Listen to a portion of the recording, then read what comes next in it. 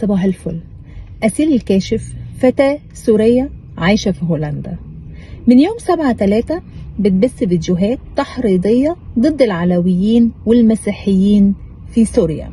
أشلاء لا بارك الله بالعدو، أشلاء حتى على الأرض لا تبقوهن، الأرض لا تنجسوها في دمهم. هن وبالساحل البحر قريب عليكم، مستغنين عن البحر، شلفوهم في البحر مشان ما يقولوا بزمن حكم بني أمية جاعت الأسماك، شلفوهم وتصوير لا تصوروا، نرجو منكم تصوير لا تصوروا، اضربوا مسامعنا فقط لا غير. وبتقول لحكومة الجيلاني كملوا موتوا أكتر وأكتر بس ما تبثوش فيديوهات، وارموا الجثث في البحر عشان السمك يشبع.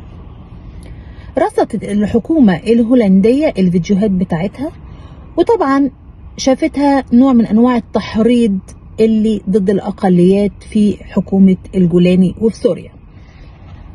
قدم أحد المسؤولين بلاغات ضدها، والفترة اللي جاية هيتم محاكمتها وترحيلها لسوريا.